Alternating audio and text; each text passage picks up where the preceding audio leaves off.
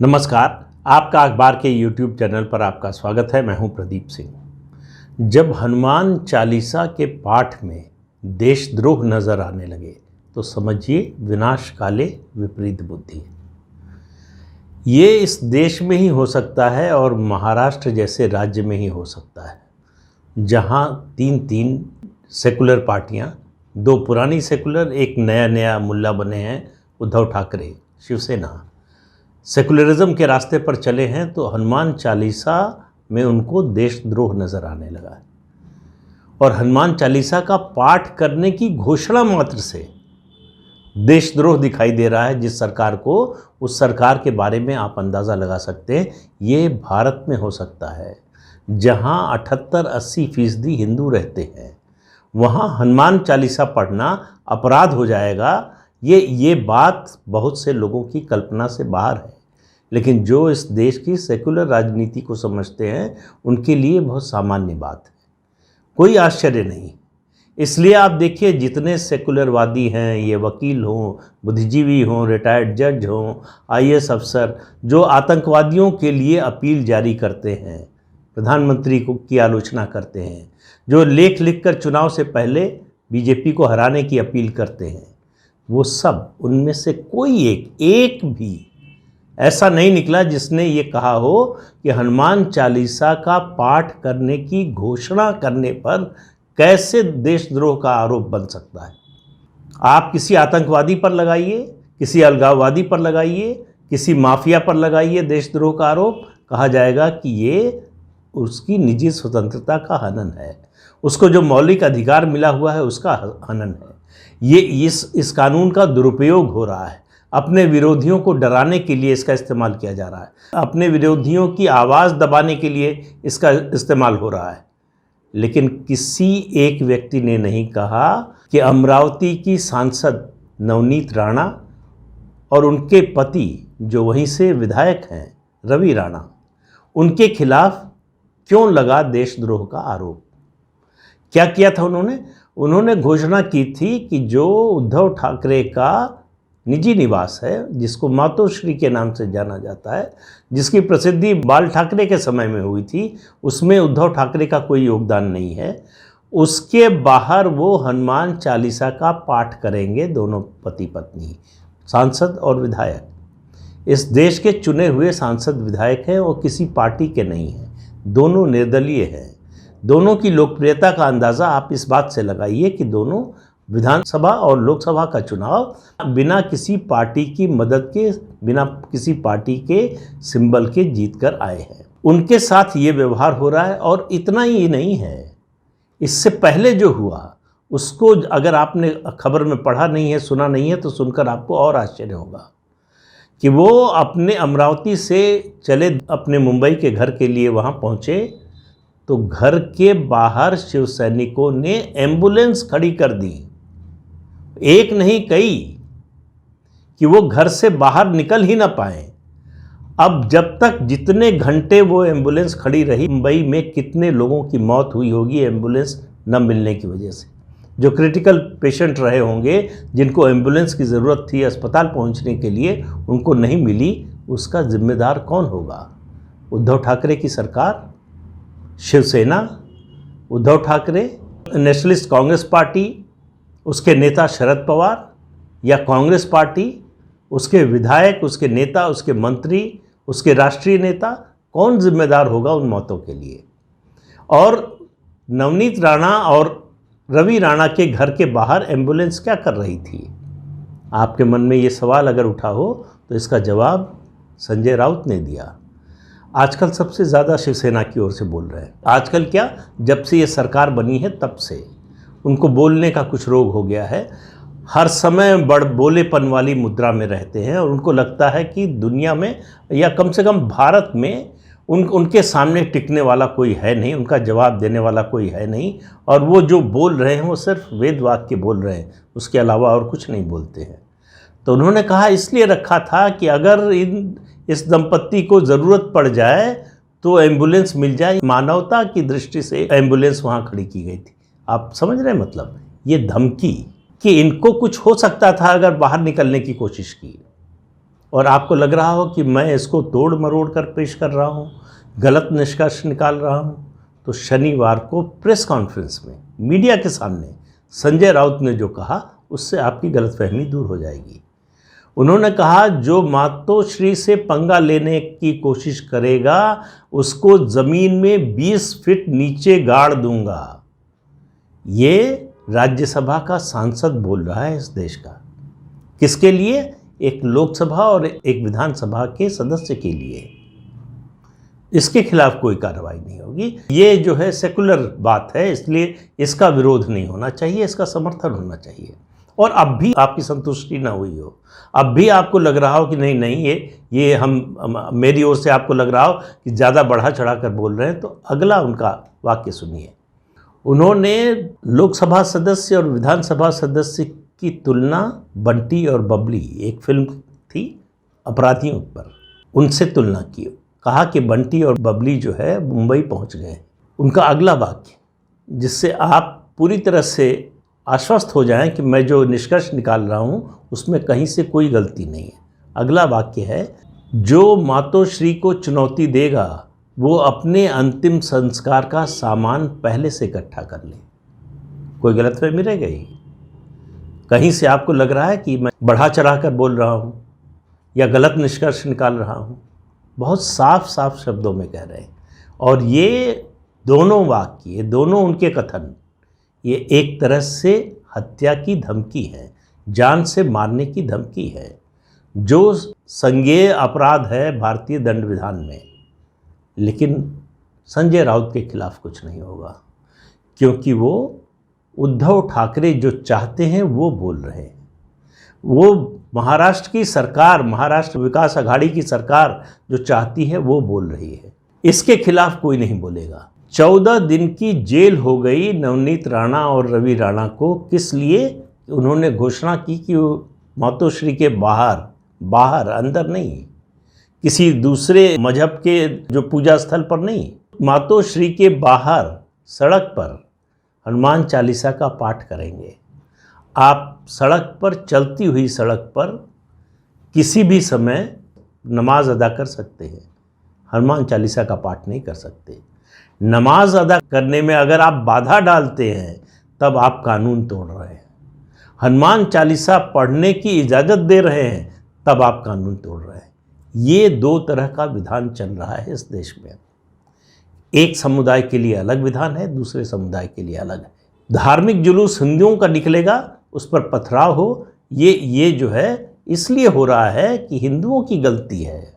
वो क्यों मुस्लिम इलाकों से अपना जुलूस लेकर जा रहे हैं, तो ये उनके खिलाफ ये होना ही चाहिए। जो बात संजय राउत ने किरीट सोमैया के लिए कही, किरीट सोमैया थाने में जब ले जाया गया नवनीत राणा और रवि राणा को, तो उनसे मिलने के लिए जा रहे थे, उन पर पथराव हुआ, हमला हुआ। संजय राउत ने कहा कि देशद्रोहियों के खिलाफ कभी कभी ये पथराव होता है। अब आप समझ रहे हैं, अगर आप किसी से मिलने जो थाने में बंद है, मेरी नज़र में जिसका कोई अपराध नहीं है, उससे मिलने जा रहे हैं, तो आप पर पथराव हो तो ये जायज़ है। ये सत्तारूढ़ दल का सबसे महत्वपूर्ण नेता बोल रहा है। महत्वपूर्ण इसलिए कह रहा हूँ कि वो जो बोलते हैं संजय राउत, वो शिवसेना ही नहीं, वो एनसीपी की ओर से भी बोलते हैं। शरद पवार के बहुत खास हैं, बड़े खास रिश्ते हैं, और ये रिश्ते सिर्फ राजनीतिक नहीं है, उससे आगे जाते हैं। अगर आप महाराष्ट्र की राजनीति जानते हैं तो राजनीति से आगे जो रिश्ता जाता है वो एक ही ओर जाता है, वो है धन संचय का रास्ता। उसके अलावा और कोई रिश्ता वहाँ चलता नहीं है, और ये सबसे मजबूत रिश्ता है। तो इसलिए जो है संजय राउत की बात को ये मत समझिए कि एक नेता ने बोल दिया शिवसेना के, ये पूरी सरकार की आवाज़ समझिए इसको।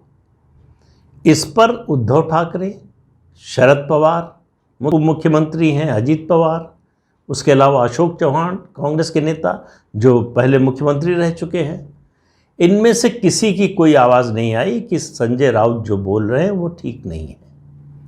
किसी ने नहीं कहा, देश के किसी बुद्धिजीवी ने, जो दुबले हुए जाते हैं देश में जनतंत्र की चिंता में, जो दुबले हुए जाते हैं इस चिंता में कि लोगों का मौलिक अधिकार पर हमला हो रहा है, जो सेडिशन को काला कानून मानते हैं, अंग्रेज़ों का कानून मानते हैं और इसे तुरंत ख़त्म करने की वकालत करते हैं, वो भी नहीं बोल रहे हैं कि आखिर भाई नवनीत राणा, रवि राणा ने ऐसा क्या किया कि उन पर देशद्रोह का मुकदमा चल रहा है। भारत तेरे टुकड़े होंगे इंशाअल्लाह, इंशाअल्लाह बोलने वाले, कितने अफजल मारोगे हर घर से अफजल निकलेगा, ये नारा लगाने वाले ये देशद्रोही नहीं है। इन पर देशद्रोह का मुकदमा चलेगा तो वो गलत है, गैर संवैधानिक है, ये सरकार की तानाशाही है, ये जनतंत्र विरोधी है। लेकिन अगर किसी ने हनुमान चालीसा का पाठ करने की सिर्फ घोषणा की है, उन्होंने पाठ किया नहीं है, तो आप पर देशद्रोह का मुकदमा चल सकता है। अब उनको 14 दिन जो है जेल में बिताना पड़ सकता है अगर उससे पहले ज़मानत नहीं मिलती है। तो ये अपने देश की न्याय व्यवस्था है। अब आप देखिए कितनी जो है समदृष्टि है न्याय की, कि आतंकवादी पर या आतंकवाद के आरोपी पर देशद्रोह का मुकदमा चले तो वो गलत है, उस पर जो देशद्रोह की धाराएं लगाई जाएं तो वो गलत है। लेकिन अगर हनुमान चालीसा का पाठ किया जाए और देशद्रोह की धारा लगे तो उस पर ये लगना चाहिए। ये बड़ी स्वाभाविक बात है और ऐसा होना ही चाहिए। 2 धाराएं लगी हैं, एक देशद्रोह की, दूसरी 2 समुदायों के बीच वैमनस्य पैदा करने। उद्धव ठाकरे के घर के बाहर हनुमान चालीसा पढ़ने से 2 समुदायों के बीच में वैमनस्य कैसे पैदा हो सकता है? या तो उद्धव ठाकरे को मान लिया है कि वो मुसलमान है या गैर हिंदू है। वो उनके घर के बाहर अगर आप हनुमान चालीसा पढ़ते हैं तो उनके मजहब पर बड़ा असर पड़ता है। तो वो तो हिंदू हृदय सम्राट के बेटे हैं, बाल ठाकरे के बेटे हैं। उनके बारे में ऐसा हनुमान चालीसा के मुद्दे पर आप देखिए जिस तरह से डरे हैं उद्धव ठाकरे, और मैं कह रहा हूँ जो पूरी बीजेपी महाराष्ट्र की नहीं कर पाई वो नवनीत राणा और रवि राणा ने कर दिया है।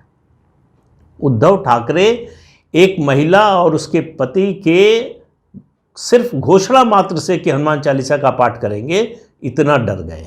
उद्धव ठाकरे उस समय भी नहीं डरे थे जब 2 साधुओं, निर्दोष साधुओं, निहत्थे साधुओं को पुलिस की मौजूदगी में मार डाला गया, तब भी नहीं डरे थे।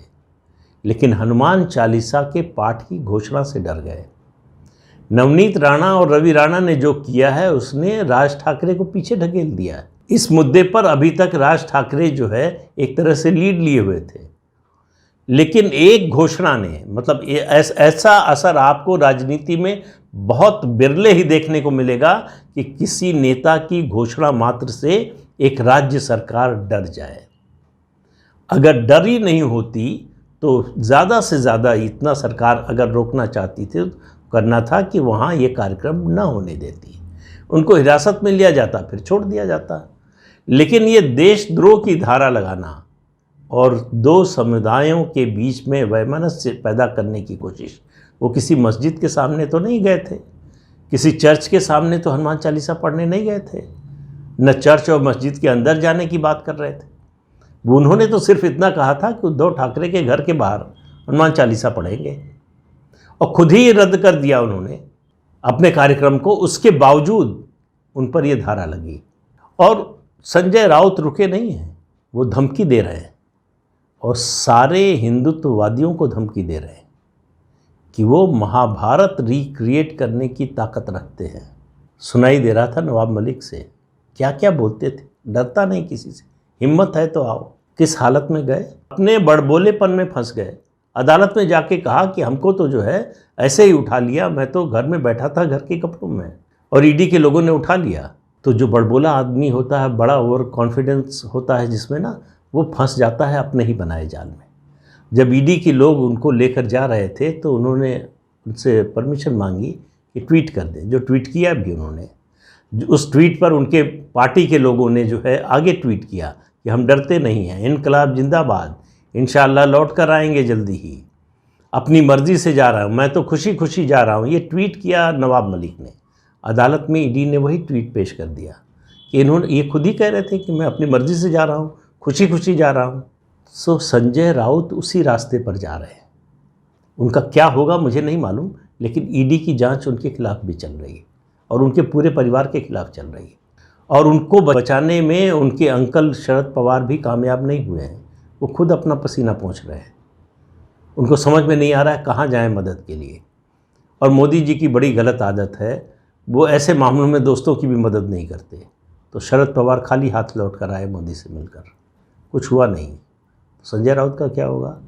एक ही बात कहूँगा, कर्म गति टारे न टारे। जो किया है उसका भुगतान करना पड़ेगा। अगर हिंदू धर्म भूल गए हों, सनातन धर्म भूल गए हों संजय राउत, तो उनको पता होना चाहिए कि स्वर्ग नर्क सब इसी जीवन में होता है। जो आपने किया है उसको इसी जन्म में, जो बोया है इसी जन्म में काटना है। उसके लिए दूसरे जन्म की ज़रूरत नहीं पड़ती है। तो इसलिए जो है संजय राउत जो कर रहे हैं, जिस दिशा में जा रहे हैं, वो दिशा नवाब मलिक वाली दिशा है। तो संजय राउत उस गति को प्राप्त होंगे या नहीं, ये मुझे इसकी कोई जानकारी नहीं है। लेकिन उनके जो लक्षण दिख रहे हैं और उनके जो पुराने कर्म हैं, वो इशारा करते हैं कि देर सवेर, आज नहीं तो कल, उनको उसी गति को प्राप्त होना है। लेकिन संजय राउत मुद्दा नहीं है, मुद्दा उद्धव ठाकरे हैं। एक महिला की घोषणा मात्र से किस कदर सरकार डर गई, उसका ये नमूना है। उन्होंने नवनीत राणा और रवि राणा का कद, राजनीतिक कद, रातों रात एकदम से बढ़ा दिया है कि वो केवल अपनी एक घोषणा से पूरी सरकार को डिगा सकते हैं, पूरी सरकार को डरा सकते हैं। उद्धव ठाकरे डरे हुए हैं। अगर डरे हुए ना होते तो नवनीत राणा और रवि राणा पर ये एक्शन ना होता। तो आप देखते जाइए आगे आगे क्या होता है। अभी अदालत में देखिए क्या होता है। देखना ये है कि हमारी सर्वोच्च अदालतें, हाई कोर्ट और सुप्रीम कोर्ट, इस पर क्या संज्ञान लेती हैं, इसको किस तरह से देखती हैं। क्या उन्हें लगता है कि ये देशद्रोह का मामला है? तो परीक्षा तो न्याय व्यवस्था की भी है, न्याय प्रणाली की भी है कि आखिर वो किस मामले को किस तरह से ट्रीट करती है। अगर बुलडोज़र रुकवाने के लिए 5 मिनट में सुनवाई हो सकती है, तो क्या देशद्रोह का आरोप हनुमान चालीसा पढ़ने की घोषणा से लग सकता है? इस पर कोई स्वतः संज्ञान लेगी कोई अदालत? मुझे तो नहीं लग रहा है। अगर लेना होता तो शायद आज तक हो गया होता। मैं जब ये वीडियो बना रहा हूँ तब तक तो ऐसी कोई खबर आई नहीं है। तो इंतज़ार कीजिए, मैं भी इंतज़ार करता हूँ, देखिए क्या होता है। तो आज के अंक में इतना ही। अगले अंक में फिर मिलेंगे किसी नए मुद्दे के साथ। तब तक के लिए इजाज़त दीजिए। आपसे अनुरोध है कि ये चैनल देखिए, शेयर कीजिए, लाइक कीजिए और सब्सक्राइब ज़रूर कीजिए। नमस्कार।